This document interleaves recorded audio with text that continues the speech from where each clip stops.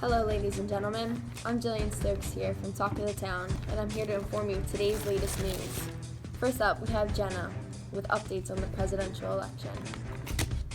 Presidential candidate Bernie Sanders spoke at the Leah Core Center at Temple University on Wednesday of last week.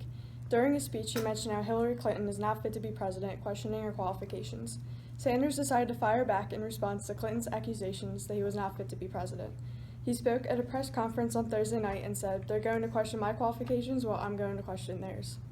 However, by Thursday night, Sanders mentioned how he did not want to engage in any further conflict with Hillary Clinton and would rather focus on the important issues facing America. Sanders also regarded that his main focus was to run his campaign on the issues without criticizing any other candidates, and he blames the media for pointing him in the wrong direction.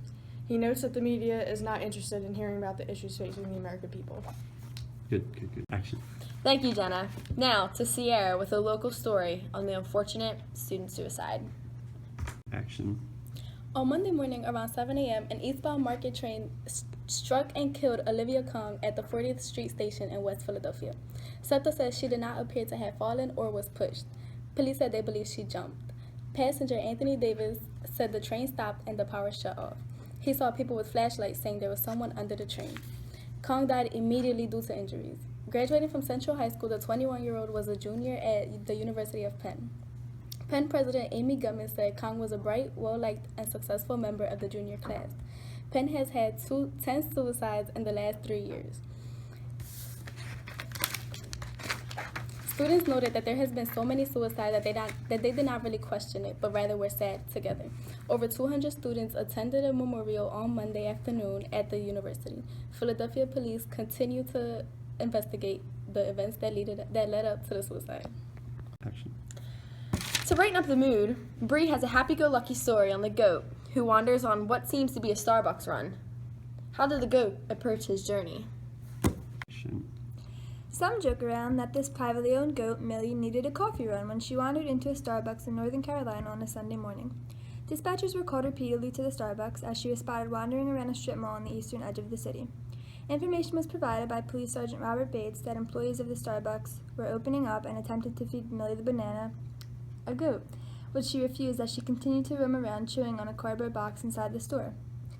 The goat was unfortunately cuffed as she was taken into custody by Bates and then was admitted to an animal shelter. Before this humorous incident was over, the police department seized the opportunity to snap a few pics of Millie goating around the Starbucks and posting them to their Facebook page.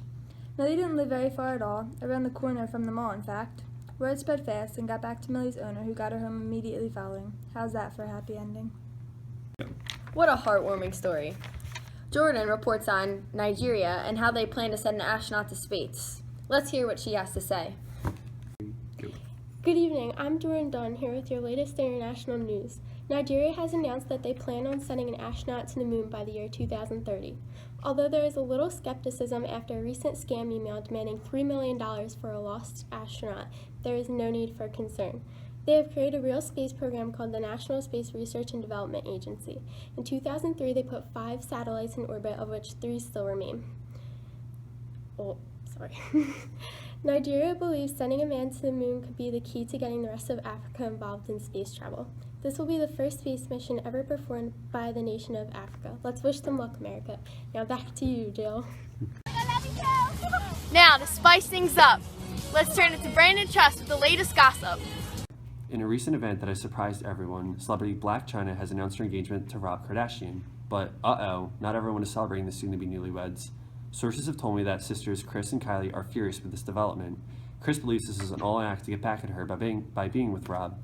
They also claim that this is all a ploy to use his money and also to stay relevant because her fame has been fleeting in recent years.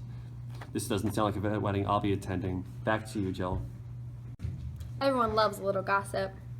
The latest story we have for you today, guys, is a Science in the News story. Let's hear from Rob Kane.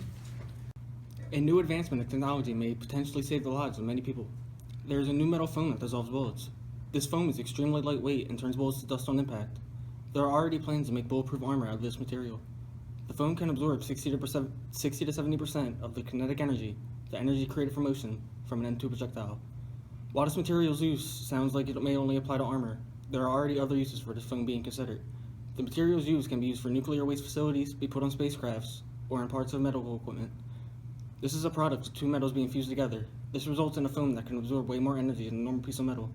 This advancement is only the first step. There could be many more uses and improvements on this relatively new technology. That's a wrap on today's news. I'm Jillian with Talk of the Town, and thanks for tuning in. Bye.